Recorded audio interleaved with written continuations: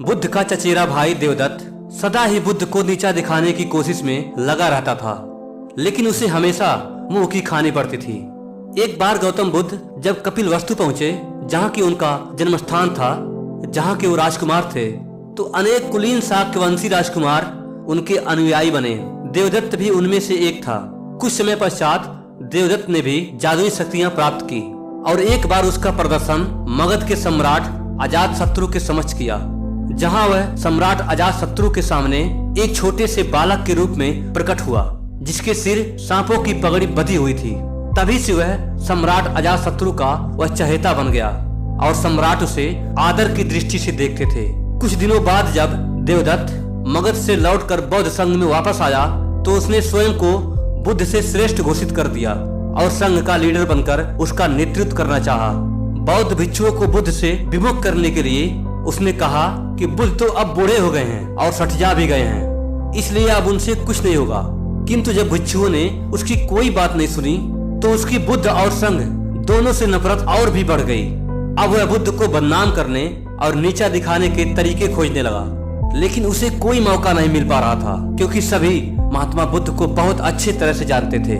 इसी बात से परेशान होकर वह फिर वापस मगध पहुंचा और सम्राट अजातशत्रु को उनके पिता बिम्बिसार का वध करने को प्रेरित किया, क्योंकि महाराज बिम्बिसार बुद्ध और बौद्धों को सहायता और आश्रय प्रदान करते थे।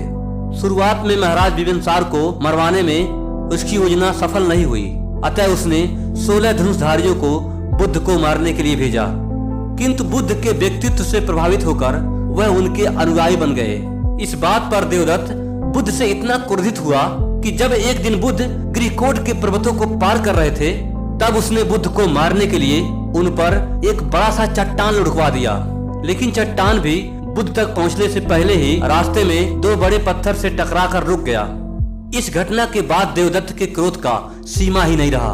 वह बुद्ध को नीचा दिखाने के लिए इतना उतावला हो गया कि उसने एक दिन मगध राज के अष्टबल में जाकर एक विशाल हाथी नीलगिरी को शराब पिलाकर बुद्ध के आगमन मार्ग पर छोड़ दिया।